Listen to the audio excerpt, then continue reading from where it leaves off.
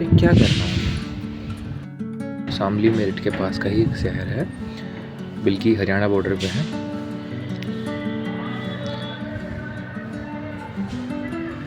बोलना ज़रूरी था। तो अबे यार चला जाना। तो आज के ब्लॉग की स्टार्टिंग हमारी छत से हो रही है। तो आज नॉर्मली नीचे वाले कमरे से होती है, फर्स्ट फ्लोर वाले से, पर आज हमारा एक्सरसाइज करने का मन नहीं है। जिस दिन एक्सरसाइज करने का मन होता है उस दिन वहाँ से करता हूँ। तो अभी सोच रहा हूँ कि पहले थोड़ा सा वॉकिंग कर लूँ, कुछ तो करना चाहिए ना डेली। हल्का सा आज हल्की वॉकिंग करूँगा, उसके बाद देखता हूँ क्या करूँगा। ब्रेकफास्ट ही करूँगा वैसे तो।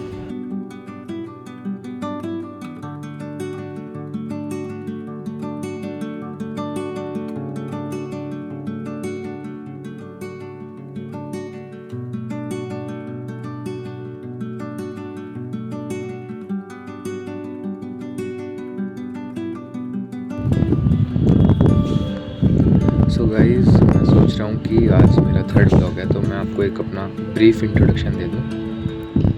वैसे तो कोई देख नहीं रहा अभी तक मेरे ब्लॉग, पर दे देते हैं, क्या पता बाद में कोई देख ले जब थोड़ा बहुत फेमस हो जाऊँ।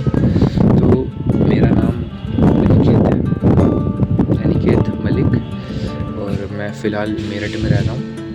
मेरा जो जन्म हुआ है वो शामली में हुआ था, उत्तर प्रदेश में। और फ़िलहाल जो मेरी पढ़ाई है, जो मेरी स्टडीज़ हैं, वो मैं देहरादून से कर रहा हूँ, देहरादून के कॉलेज से कर रहा हूँ। और मैं वही कर रहा हूँ जो ज़िंदगी में एक हारा हुआ इंसान करता है, बीटेक, और वो भी 72 वाली, सबसे बेकार वाली, कंप्यूटर साइंस इंजीनियरिंग।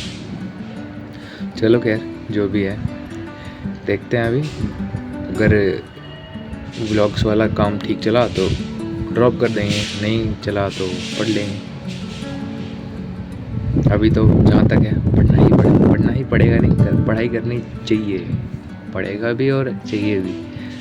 तो यही ट्राई रहेगा कि अभी तो पढ़ाई ही सीरियसली करा जाए, ब्लॉग को साइड में ही रखा जाए, ज़्यादा सीरियस नहीं ला लिया जाए। ये तो as a part of fun कर रहा हूँ मैं, मतलब as a part of discipline कह लो या फन कह लो। तो और क्या बताऊँ, बस इतना ही है। अब फैमिली के बारे में आप धीरे धीरे जान जाओगे। फैमिली में एक दीदी है, मम्मी है, पापा है, कंप्लीट फैमिली तो कह सकते हैं, नहीं भी कह सकते। जॉइंट फैमिली कंप्लीट फैमिली होती है, पर ठीक है, जो भी है ठीक है। तो ना अभी ज़्यादा कुछ दिखाने का तो है नहीं मेरे पास, धीरे धीरे हो जाएगा, चीज़ें समझ में आएगी कैसे कैसे करना है। मैं अभी बातें ही कर सकते हैं, अभी बातें ही कर रहा हूँ। तो आज मैं आपको अपने बचपन की एक स्टोरी बताता हूँ। आप सोचोगे कि 8 साल का बच्चा कैसे कर सकता है। तो मैं 2nd क्लास में था, 8 साल का ही था, 8 या 7 का था, 7 साल का था। तो मेरे जो पापा थे उनकी 2nd जॉब लगी थी। उन्होंने फर्स्ट को ड्रॉप कर दिया था, और फिर उनकी 2nd जॉब लगी थी जो अभी करंटली वो कर रहे हैं। तो उनको जो उनकी फ़र्स्ट सैलरी मिली थी उसमें से उन्होंने कुछ पैसे मेरी दीदी को दिए थे, अराउंड 2400 समथिंग अराउंड।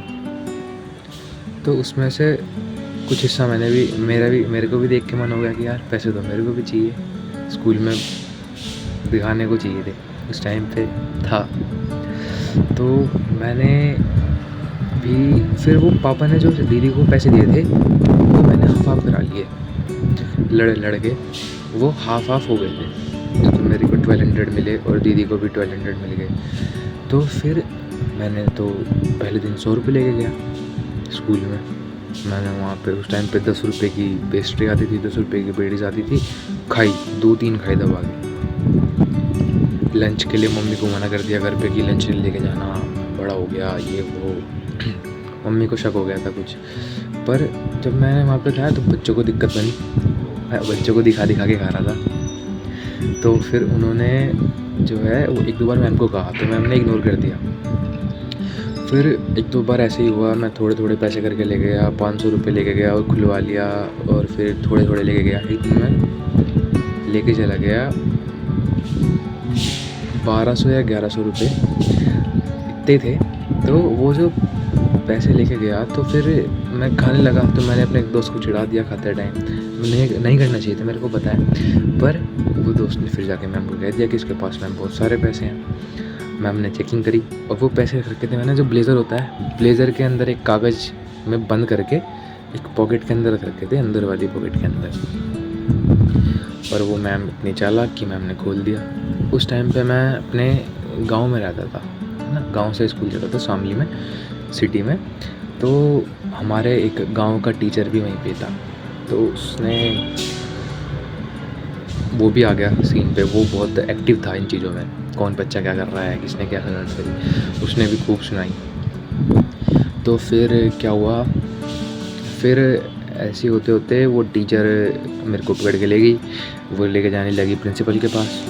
पर मैं रोता रोता गया। फिर मैंने कहा कि मेरे फ़ीस के पैसे हैं, मेरे को बहाना मिला कि मेरे फ़ीस के पैसे हैं। तो फिर एट द एंड वो मेरे को फ़ी काउंटर पे लेके गई कि इसकी फ़ीस कितनी है बच्चे की। इत्तेफाक से, या फिर उस टीचर ने पीछे से इशारा करा होगा कि इसको 1200 बोलो, मतलब 1 और 2 का इशारा करा होगा कि उतने ही पैसे एक्यूरेट बैठ गए। तो ना 1200 रुपये मैंने पहले कर्ज भी कर लिए थे, और मैं दीदी वाले भी लेके जाने लगा, मेरे को लालच हो गया था। तो फिर क्या हुआ कि उसने 1200 ही बता दी वो, तो मैं फिर मेरे अंदर जान में जान आ गई, तो फ़ीस इतनी निकल गई जितने मैं पैसे लाया हूँ।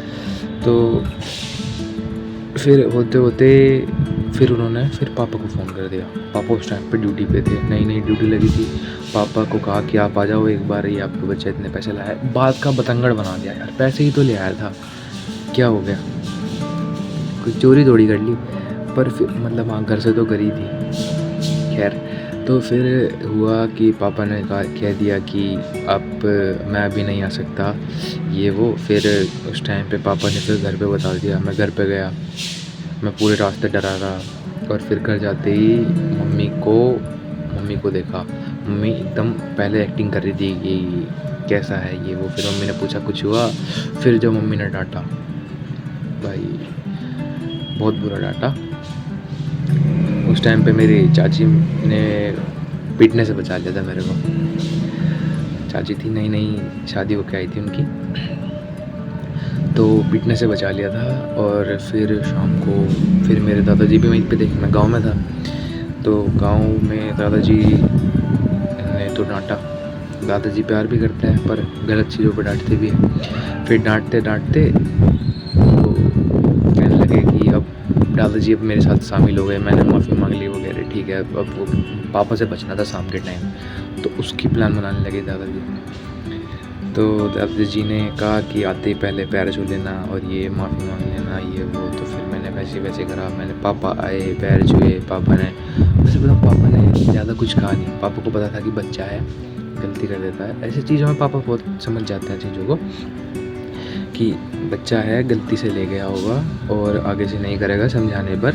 तो पापा ने कंट्रोल्ड वे में सिचुएशन को संभाल लिया, और पापा को इतना गुस्सा भी नहीं आया। और फिर मैं, जो होना था अब तक हो चुका था। फिर एक दिन, बहुत दिन हो गए उस चीज़ को। फिर एक दिन वो जो टीचर था ना हमारे गांव का, वो फिर एक दिन वो सरकारी स्कूल के टीचर्स के साथ, जो हमारे गांव के, वो हर जगह एक्टिव था। उसको हमारे स्कूल में भी काम था, उसको इन सरकारी स्कूल के टीचरों से भी काम था, जो गांव का सरकारी स्कूल था।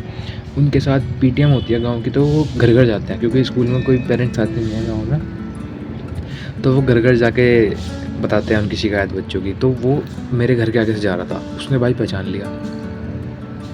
भाई उसने जैसे पहचाना, मैंने भी उसको पहचान लिया था दूर से। भाई मैं वहीं, हालत ख़राब मेरी, वहीं पे हालत ख़राब। तो अब वो कहने लगा, तू वही है ना जिसने जो पैसे चुरा के लाया था घर से? तो कह रहा था अभी तेरे घर पर आता हूँ शिकायत करने। भाई मैं डर गया, भाई मैं अंदर भाग गया। मैं मम्मी से कह दिया जाते हैं, मम्मी वो टीचर आएगा, अगर आया तो देख लेना। मम्मी ने कहने लगी चल कोई नहीं, मैं देख लूँगी, हो जाएगा। तो भाई ये था किस्सा। अभी तो भाई इतना ही याद आया, 12 साल पहले की बात है। ऐसे बता आपका भी कोई किस्सा हो तो बताना ज़रूर।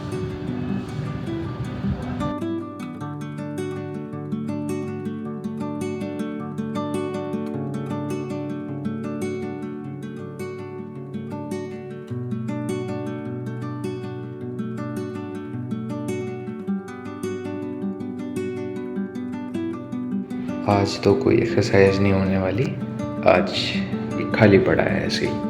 अच्छा है मेरा जिम भी, मैट है, डंबल है, एक्स्ट्रा वेट भी है, वो थोड़ा सामान है मशीन का, वो उसे सेटल कर दूंगा मैं। वेट है, वेट है, वेट है, वेट है,